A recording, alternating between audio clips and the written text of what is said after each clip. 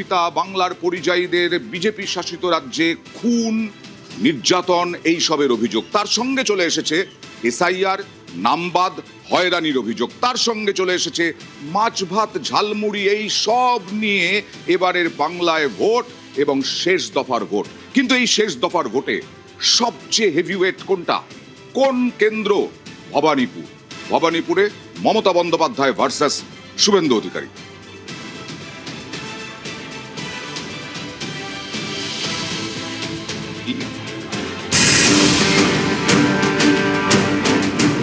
আমি 365 দিন এখানে থাকি। আমার ধর্ম, কর্ম, বর্ণ, আন্দোলন সবকিছু ভবানীপুরকে ঘিরে। আমি ছোট্টবেলা থেকে এখানেই আছি, এখানেই থাকি, এখান থেকেই আমার সবকিছু। সরকার আমরাই গর্ব। আমাকে আটকাতে পারবে না। আমি মমতা ব্যানার্জির পাশের বাড়িতে গিয়েও ক্যাম্পেইন করব। আমাকে কোনো বাড়ি বাদ থাকবে না। ভবানীপুর অনেকে বলেন মিনি ইন্ডিয়া, কারণ এখানে নানা ধর্মের এবং নানা রাজ্যের মানুষ থাকেন। ভবানীপুর মুখ্যমন্ত্রীর কেন্দ্র। সেই ভবানীপুর থেকে এবারও তৃণমূল প্রার্থী মমতা। ভবানীপুরে বিজেপির বাজি শুভেন্দু অধিকারী। বুধবার শেষ দফায় এই হেভিওয়েট কেন্দ্রে ভোট। এসআইআরে ভবানীপুর কেন্দ্র থেকে বাদ পড়েছে 51,022 জন ভোটারের নাম।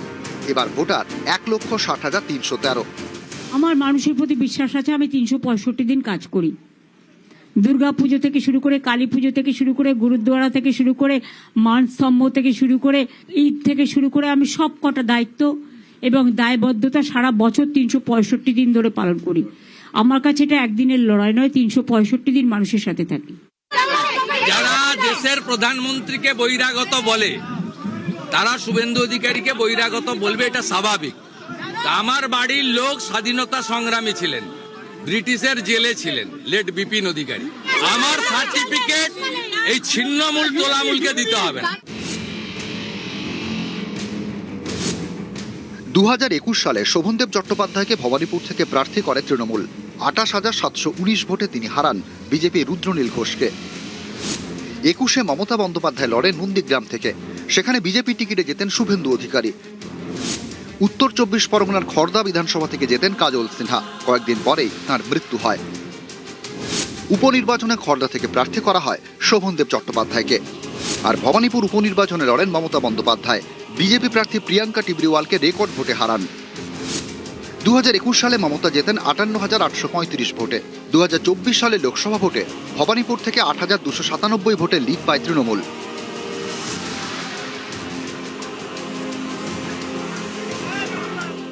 আমি 365 দিন এখানে থাকি। আমি ছোট্টবেলা থেকে এখানেই আছি, এখানেই থাকি, সরকার আমরাই গর্ব। পুলিশকে মিসইউজ করবেন না, বলে গেলাম আমি। আর আমি ক্যান্ডিডেট ফ্রি মুভ করব। সোমবার গভীর রাতে নাকি কেন্দ্রীয় বাহিনীর জওয়ানরা গিয়েছিলেন ফিরহাদ হাকিমের বাড়িতে এবং তাকে ডেকে হুমকি হুঁশিয়ারি দেওয়ার অভিযোগ। আর আজ সকাল সকালই ফিরহাদ হাকিমের বাড়িতে চলে গেলেন মমতা বন্দ্যোপাধ্যায়, তার সঙ্গে কথা বললেন এবং তাকে আশ্বস্ত করলেন। তারপরে মমতা বন্দ্যোপাধ্যায় কি অভিযোগ করলেন কেন্দ্রীয় বাহিনীর বিরুদ্ধে সেটা দেখাবো। কেন্দ্রীয় বাহিনীর বিরুদ্ধে মমতা বন্দ্যোপাধ্যায়ের অভিযোগ। আমরা কন্টেম্প্ট অফ কোর্টের নোটিশ দিয়েছি, তা সত্ত্বেও কতগুলো অবজারভার এসছে বাইরে থেকে। বিজেপি যা বলছে তাই করছে। তুমি চক্রবেড়ি গিয়ে দেখেছো, আমাদের সব পোস্টার খুলে দিয়েছে। সব এইভাবে ভোট হয়। ভোট তো মানুষ দেবে, পুলিশ দেবে না, সিকিউরিটিও দেবে না। আর কয়েকজনকে নতুন নিয়ে এসছে, তারা যা ইচ্ছে করে যাচ্ছে, টেরোরিজম করছে এলাকায়। পিসিকে জানিয়েছেন? জানিয়ে কোনো লাভ হবে না। আর এইবারই প্রথম সাধারণভাবে সকাল বেলাতেই তিনি বেরিয়ে গেলেন। এরপরে নাকি বুথে বুথে ঘুরবেন, আমরা সেই ছবি পারলে দেখাবো। এবার আমডাঙ্গায় চলে যাব। আমডাঙ্গায় জমায়েত সরাতে পুলিশের অভিযান। কেন্দ্রীয় বাহিনী জমায়েত সরিয়ে দিচ্ছে। 100 মিটারের মধ্যে যাতে কোনো জমায়েত না হয়, নিশ্ছিদ্র নিরাপত্তা বেষ্টনী। সমস্ত জায়গায় কেন্দ্রীয় বাহিনী সচেতন, সতর্ক এবং পুলিশের নেতৃত্বে কেন্দ্রীয় বাহিনী আমডাঙ্গা, উত্তর 24 পরগনার আমডাঙ্গায় একেবারে অভিযানে নেমেছে। কথা বলবো প্রতিনিধি রওনকের সঙ্গে। রওনক, পরিস্থিতি কি এখন? দেখো, একেবারে আমডাঙ্গার মোট 272টি বুথ রয়েছে এবং তার মধ্যে বেশ কয়েকটি বুথ স্পর্শকাতর, এবং সেই স্পর্শকাতর বুথগুলিতে আমডাঙ্গা থানার আইসি এবং কেন্দ্রীয় বাহিনীর যারা জওয়ান তারা অভিযান চালাচ্ছে, এবং বিশেষ করে 100 মিটারের মধ্যে যে কোনো জমায়েত হলে কিন্তু দেখা যাচ্ছে একেবারে সেই জমায়েত তারা সরিয়ে দিচ্ছে।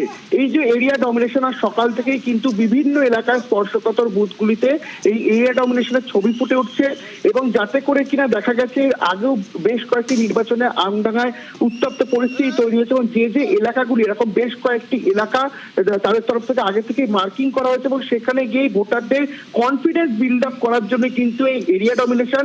এবং দেখা যাচ্ছে 100 মিটারের মধ্যে যে জমায়েত হচ্ছে তার দুটো লাঠি উঁচিয়ে দৌড় করিয়ে সেই জমায়েত কিন্তু পুলিশ এবং কেন্দ্রীয় বাহিনীর তরফ থেকে সরিয়ে দেওয়া হচ্ছে। বেশ, কোনো জায়গায় বিঘ্ন ঘটছে না এখনো পর্যন্ত ভোটে, এবং হাড়োয়ায় এক্সক্লুসিভ ছবি দেখছেন, আমডাঙ্গায় এক্সক্লুসিভ ছবি দেখছেন, জমায়েত সরিয়ে দেওয়া হচ্ছে। এবার হাড়োয়ায় চলে যাব।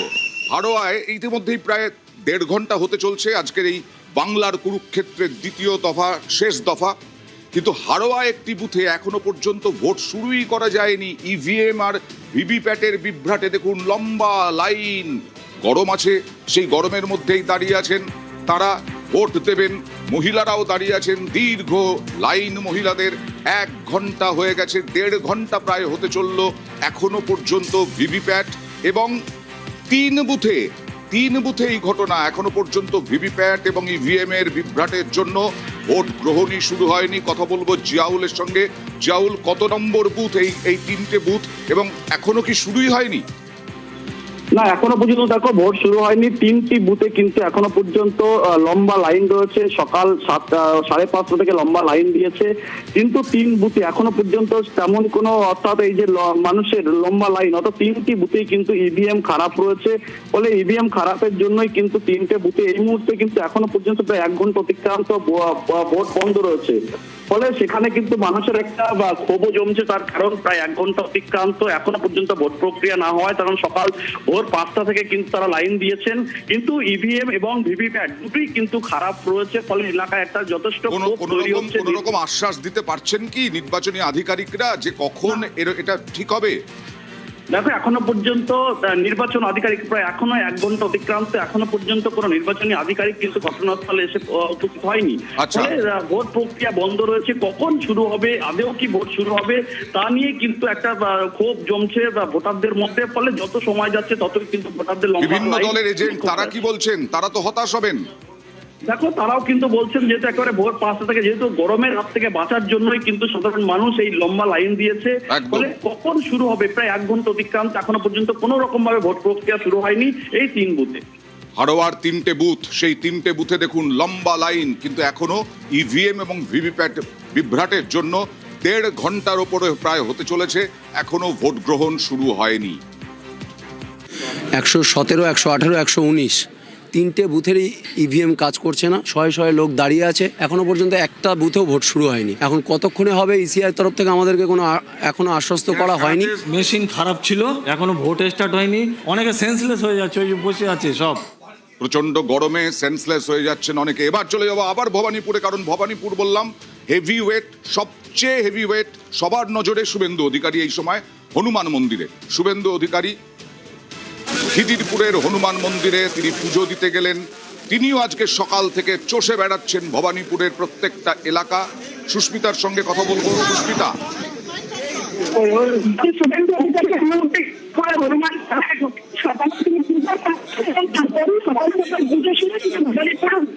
সুস্মিতা, তোমার কথা স্পষ্ট হচ্ছে না, তুমি যদি অন্য জায়গায় সরে কথা বলতে পারো আরেকবার। সুস্মিতা, না, শুভেন্দু অধিকারী কিছু বলছেন।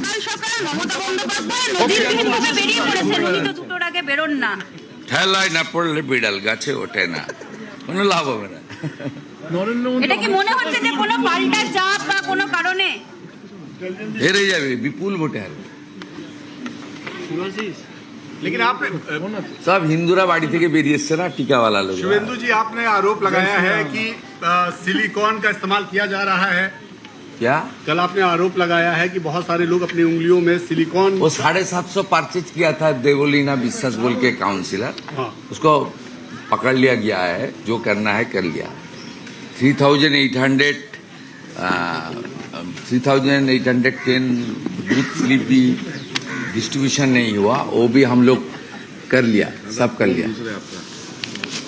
সকাল থেকে একাধিক জায়গা দেখা যাচ্ছে। सुरेंद्र जी प्रेसिडेंट अभी बोलना ठीक नहीं, अभी तो रिक्वेस्ट करूंगा ज्यादा से ज्यादा वोटिंग करें।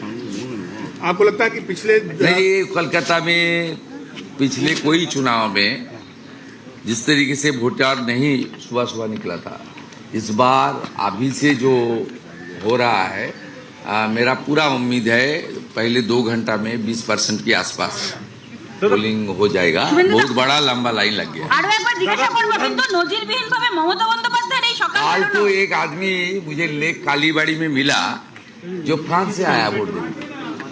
बहुत सारा लोग, ठीक है चलिए। ভবানীপুরের মানুষকে কি বলবেন শুভেন্দুদা? আজকের দিনে ভবানীপুরের মানুষকে কি বলবেন? আজকের দিনে ভবানীপুরের বিপুল সংখ্যায় ভোট দিন, নিজের ভোট নিজে দিন। অনেকগুলো ভোটের থেকে এবারের ভোট অন্যরকম, আপনারা দেখে নিয়েছেন। গতকাল কোথাও টু শব্দ করতে পারেননি, কোথাও এইসব রাস্তায় কেউ ঢুকতে পারতো না, জমায়েত করে রাখতো, ভয় দেখাতো, বাইক বাহিনীর দাপাদাপি থাকতো, রেডিমেড লোকজনকে নিয়ে ফিল্ডি ওয়ার্ড ইউজ করতো, গোটা ফাঁকা শুনশান।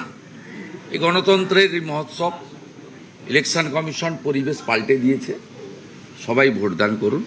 আমি নিশ্চিত আমি বজরংবলীর আশীর্বাদ নিয়ে নিলাম। মমতা বন্দ্যোপাধ্যায়ের পরাজয় শুধু সময়ের অপেক্ষা। শুভেন্দু অধিকারী তিনি দাবি করলেন যে সকাল থেকে লম্বা লাইন দিচ্ছেন ভবানীপুরের মানুষ এবং তারা ভোট দেবেন তার পক্ষে আমি